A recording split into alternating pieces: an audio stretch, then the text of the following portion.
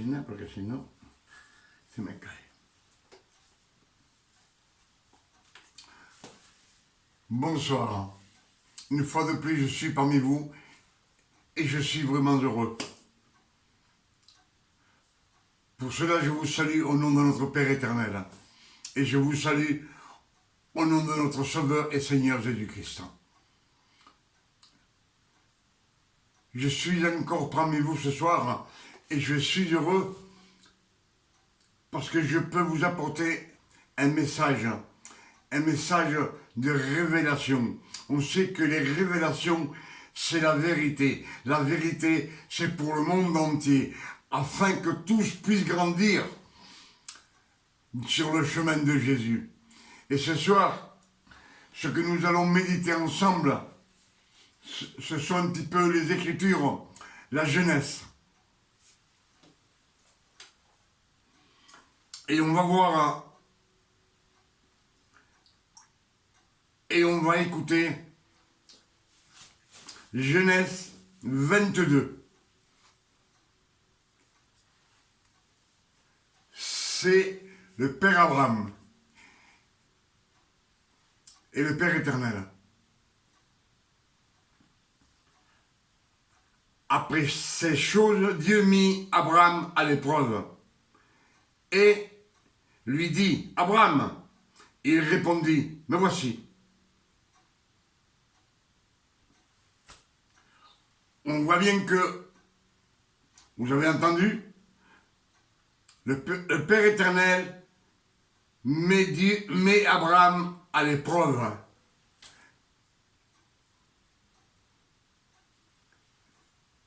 Et ça, encore, c'est pas vrai. Dieu ne met pas à l'épreuve Abraham. Il ne peut pas le mettre à l'épreuve pour savoir ce qu'Abraham va faire. Non. On sait bien que le Père éternel est omniscient, omnipotent et omniprésent. Et il sait tout. Donc, c'est un manque d'appréciation de ceux qui ont corrigé la Bible.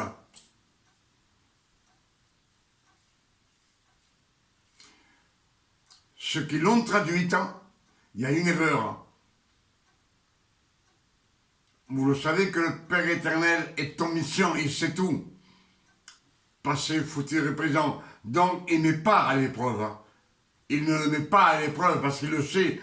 Mais le Père éternel, ce qu'il veut, c'est que Abraham reste dans les Écritures pour nous. Que ce soit écrit et que nous, on sache que Abraham, par amour pour le Père éternel, était capable de donner son fils sur la croix. Je pense que c'est clair, vous m'aurez compris.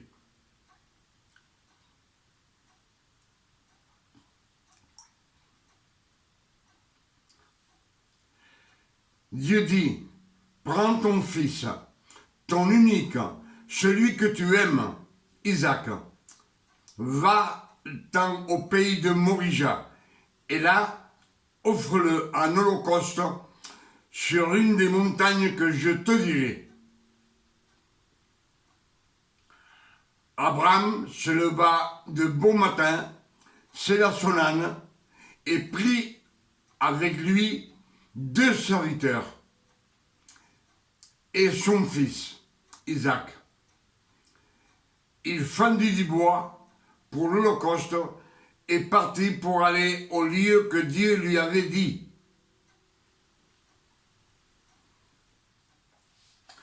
Alors, ce qu'on a vu, on a entendu, c'est que Abraham prit 2 serviteurs, son fils,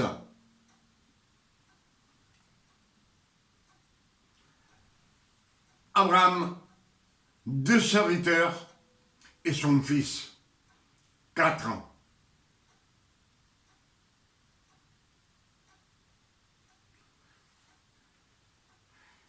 Et Jésus, quand il est parti, que les pécheurs l'ont pris et lui ont mis une croix sur le dos, Jésus avait le Père, le Fils, excusez-moi, Jésus avait le Verbe, l'Esprit et le Père éternel qui l'accompagnait. Ils étaient 4 aussi. C'était un sacrifice pour le monde entier, pour sauver le monde entier. Mais à cette époque que Christ était sur la terre, c'était juste pour sauver les brebis perdues d'Israël. Est-ce que vous me suivez? Pour cela, quand Christ, on lui mit la croix sur le dos, le Verbe et l'Esprit Saint n'étaient pas avec lui, mais il avait le Père, toujours avec lui. Le Père éternel, c'est lui qui l'a mené à la croix, qui l'a sacrifié pour nous. Et dans la croix, il était tout seul.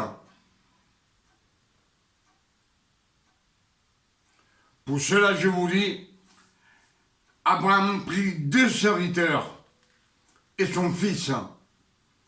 Abraham, les 2 serviteurs, et Isaac, ils étaient 4.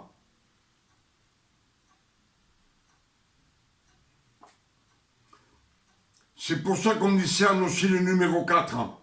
Le numéro 4, c'est le travail de Dieu pour le monde entier, pour pouvoir nous racheter de la mort et nous racheter de la loi. Et que nous devenions fils de Dieu.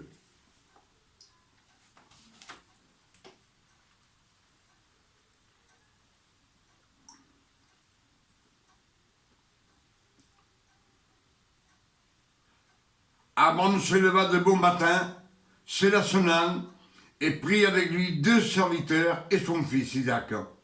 Il fendit du bois pour l'Holocauste et partit pour aller au lieu que Dieu lui avait dit.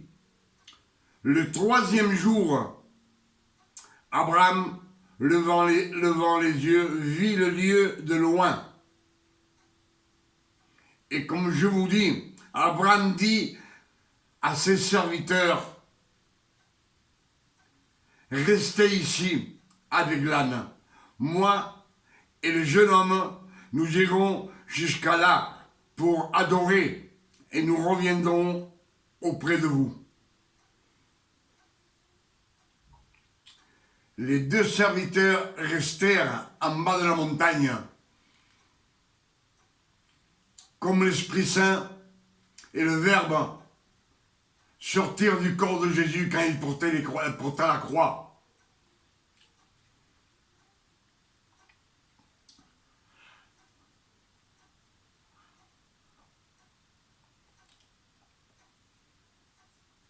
Abraham prit le bois pour l'Holocauste, le chargea sur son fils Isaac et porta dans sa main le feu et le couteau.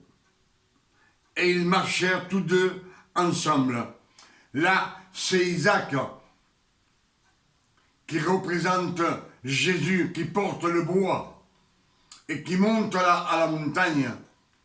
Là, c'est la fatigue. C'est lui, c'est Isaac, c'est quand même Isaac de chair et de sang, qui se fatigue en montant, qui transpire pour aller à haut de la montagne.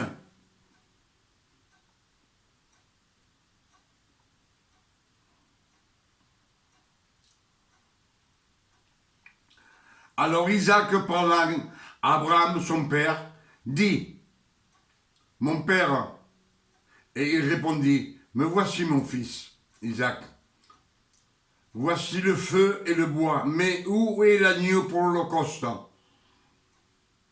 Abraham répondit, « Mon fils, Dieu se pourvoira lui-même de l'agneau pour l'Holocauste. Et ils marchèrent tous deux ensemble. Ils marchèrent en montant dans la montagne, le Père et le Fils. Dans cette histoire, Abraham représente un petit peu le Père éternel. Isaac représente Jésus. Les deux serviteurs représentent le Verbe et l'Esprit Saint.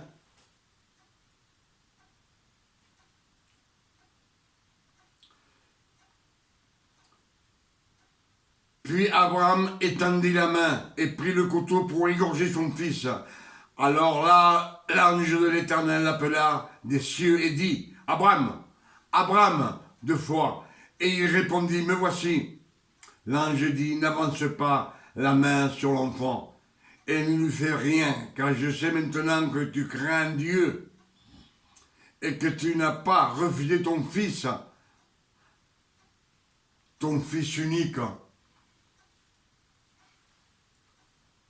Tout ce qu'on vient de dire, le Père éternel le savait à l'avance, mais c'est pour que ça reste écrit et que nous sachions que que Abraham, par amour pour le Père éternel, était capable de donner son fils en holocauste, sacrifié. Est-ce que vous me suivez? Je ne sais pas si vous me suivez, mais soyez attentifs, parce que c'est un très beau message de vérité.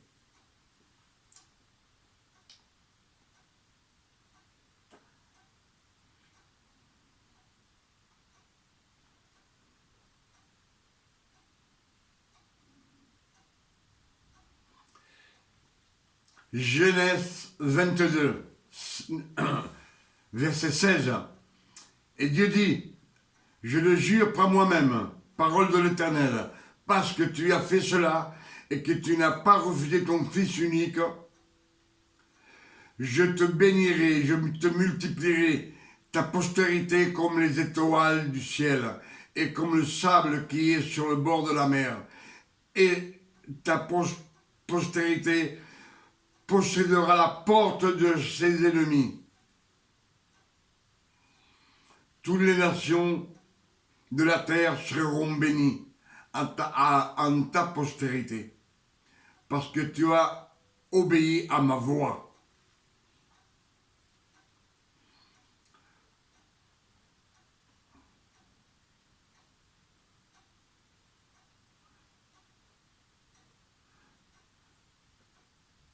Et Genèse 22, verset 20. Le chapitre 22 n'est pas fini que le Christ a été crucifié. Sur le mont de Morija. Après cela, on fit à Abraham un rapport en disant, « Voici, Milca a aussi enfanté des fils à Nachor, ton frère d'Abraham, Huth, son premier-né, Bus, son frère Kemel, père d'Aram, Kesed Azo, Pisdash, Zildash et Bethuel. Bethuel a engendré Rebecca.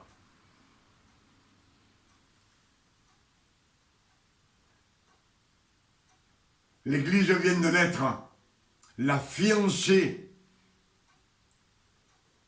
du Christ, elle vient de naître, Rebecca.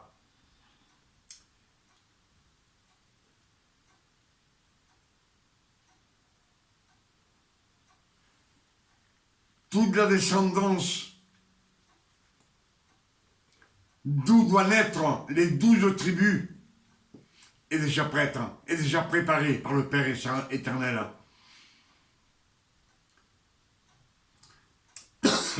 Si Rebecca est née, Laban est né aussi.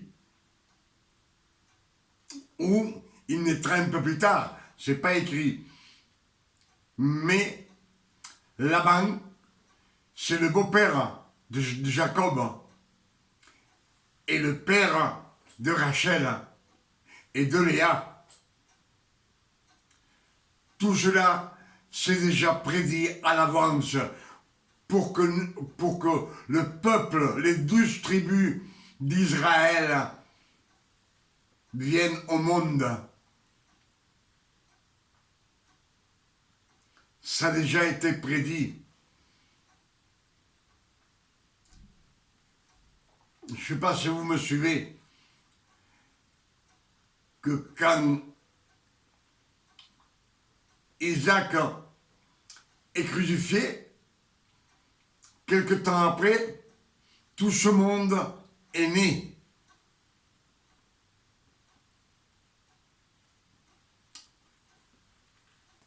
Le Père éternel a déjà préparé de qui doit naître toute la descendance du peuple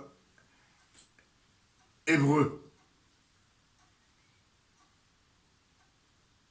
C'est la descendance, on sait bien que tout le monde, on descend de Noé. Mais le Père éternel a choisi Sem pour ça, pour continuer et garder sa création. C'est-à-dire, Abraham vient de la descendance de Sem. Sa femme, Sarai, vient de la descendance de Sem. Et tout ce qui va naître après vient de la descendance de Sem. C'est ce qui va faire les 12 tribus, le peuple élu du Père éternel. Je pense que ce que je vous ai dit, c'est clair et net. Pour moi, c'est clair.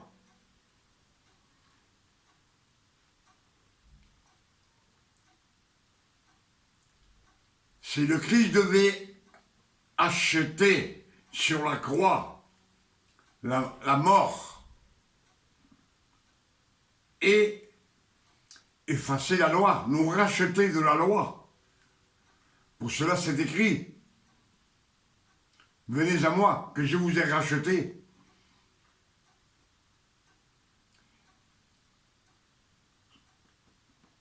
Savez que c'est écrit.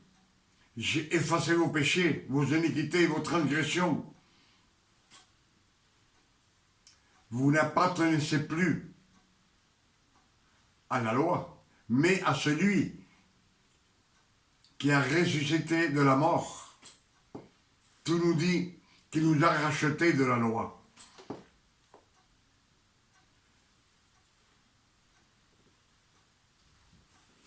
Je pense que ce que je vous ai dit, c'est ce que j'ai reçu du Père éternel. Et je l'ai partagé avec vous. Pour moi, c'est des réalités. C'est des révélations, c'est la vérité. Et la vérité est pour le monde entier. Le monde entier doit savoir la vérité. Pas ce qu'on nous a raconté il y a 30 ans ni 40 ans. Pas qu'on a appris qu'un tel a prêché ça, ou l'autre, ils ont dit ça. Non. Ce qui compte, c'est ce que dit le Père éternel.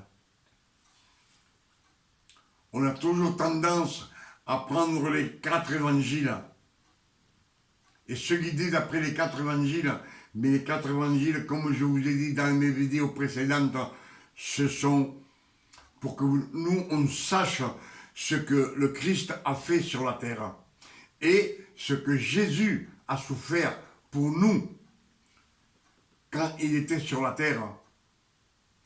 Parce que lui, il est venu accomplir toute la loi. Né d'une femme, né sous la loi, afin qu'il racheta tous ceux qui étaient sous la loi.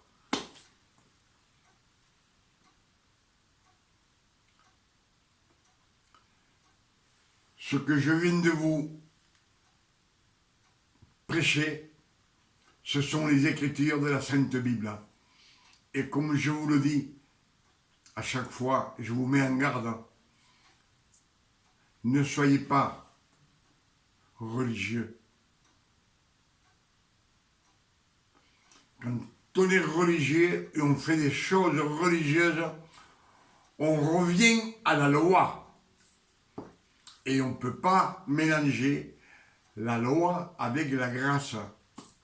Le Père éternel dit à Abraham, prends ton fils Ismaël et ta femme Agar. Agar est représentée comme le mont Sinaï, la loi. Et fais-les partir. Quand Isaac est né, Sarah dit à Abraham, je ne veux pas que ton fils partage l'héritage avec mon fils Isaac.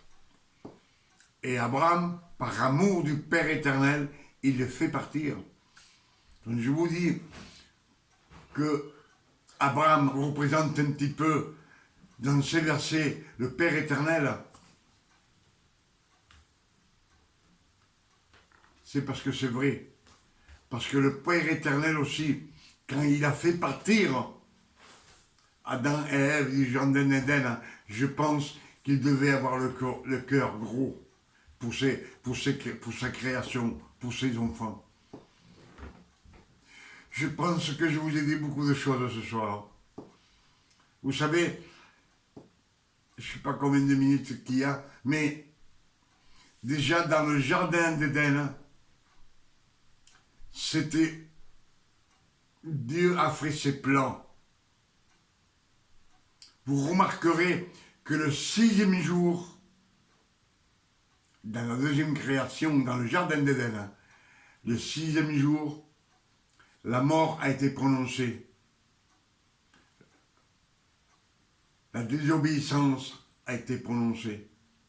Le péché a été prononcé. Le mensonge et la peur. Tout cela, ça a été fait le 6e jour. Le 6e jour, on sait bien que c'est le numéro 6, le péché de l'homme. L'homme, 6, le numéro 6. De 3 petits péchés qu'il y avait dans le jardin d'Éden, 3 petits péchés. Il y avait le mensonge de Ève, la désobéissance d'Adam et la peur d'Adam et Ève. Ces 3 petits péchés qui se sont multipliés dans le monde par des centaines de millions de péchés, comme une épidémie. Mais c'est un propos que le Père éternel pour pouvoir nous reprendre. Sa création, en toute sainteté, en toute justice. Parce que le Père éternel est un Dieu de justice.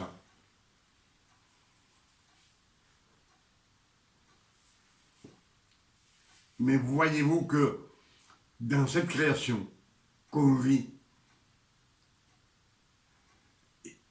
la mort a été donnée. Tu mourras.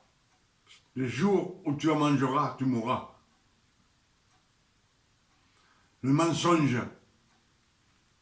de Ève, il lui dit à Satan, on peut manger de tous les arbres, le Seigneur a dit, mais qu'on n'y touche pas. C'est un mensonge, le Seigneur ne l'a jamais dit. Et vous saurez une chose, que le Père éternel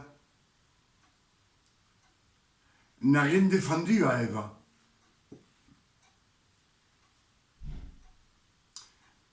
C'est à Adam qu'il lui dit, tu peux manger de tous les fruits des arbres du jardin, mais du fruit qu'il y a au milieu, tu ne mangeras pas. Pourquoi? Simplement à l'homme, pas à la femme. Parce qu'en Jésus, dans la grâce, il n'y a pas de femme, il n'y a pas d'homme, il n'y a rien, il n'y a que des anges. On est tous un en Jésus-Christ. Je vous ai dit tout ce que le Père éternel a mis dans mon cœur. Comme je vous dis, les révélations, les vérités viennent dans le cœur. On a l'Esprit Saint, on a l'Esprit du Fils de Dieu dans nos cœurs. Et quand le Père éternel nous donne des révélations par le Saint-Esprit, ces révélations montent dans nos mémoires. On les médite et après on les prêche. Mais c'est des vérités pour le monde entier. Et ce que le Père éternel m'a donné par le Saint-Esprit, je vous le donne. Je l'ai partagé avec vous. Méditez. Je vous mets toujours en garde. Méditez les Écritures. C'est la seule façon de grandir dans le chemin de Jésus. Je suis la vérité, le chemin et la vie. Et Jean 8 ans, je ne me rappelle plus, et il dit comme ça, celui qui me suit ne marchera jamais dans les ténèbres, mais il aura la lumière de la vie. Comme je vous ai dit dans la vidéo précédente, dans le message, c'est vraiment quelque chose de très fort pour ce fils. Avec ces quelques paroles, je finis mon message et je vous dis que Dieu vous donne une nuit de repos, de tranquillité, de paix, de santé, de bien-être à vous et à vos familles et à vos enfants. Et moi personnellement, je vous dis, je demande au Père éternel qui vous donne une nuit de repos, de tranquillité, de paix et de bonheur. Au nom de notre Seigneur Jésus-Christ. Amen. Dieu vous bénisse et vous garde.